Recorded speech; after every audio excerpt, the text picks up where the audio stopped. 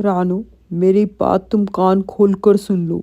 मैं अपने बेटे की दूसरी शादी करवा कर रहूंगी।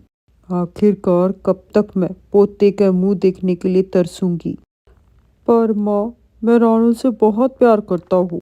मैं बिना संतान के रह सकता हूँ, पर बिना रानू के नहीं। चुप कर नालायक। मैंने जो बोला वही होगा इस घर में। तेरी दूसरी बीवी अब आकर रहेगी।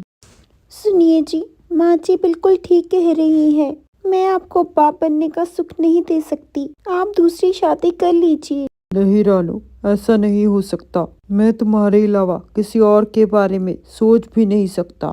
रानू कालू को अपनी कसम दे देती है। जिस सुन कालू दूसरी शादी के लिए मान जाता है। कालू की माँ अपनी दूसरी बहू को घर ले आती है।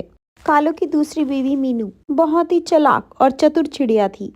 बड़ी चालाकी से उसने पहली रात को कालू को अपने वश में कर लिया।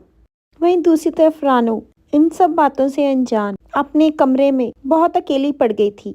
रानू घर का सारा काम करती और कालू और मीनू उन्हें एक दूसरे से ही फुर्सत न मिलती। आखिरकार वो भी दिन आ गया जब मीनू प्रेग्नेंट हो गई। कालू की माँ फूली नहीं समा रही थी, पर वो इस बात से अनजान थी मीनू जिन बच्चों को जन्म देने वाली है वो कालू के नहीं, किसी और के बच्चे हैं। मीनू उन सबको बहुत बड़ा धोखा दे रही थी। असल में मीनू शादी से पहले ही एक कबूतर से प्यार करती थी, पर उस कबूतर के चाल चलन ठीक न होने के कारण मीनू के माता पिता ने शादी उसकी कालू कौवे के साथ कर दी थी।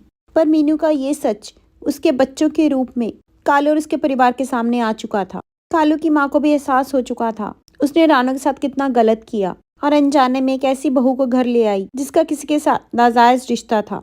कालू से सारे अपने रिश्ते तोड़कर एक बार फिर रानू को अपना लेता है।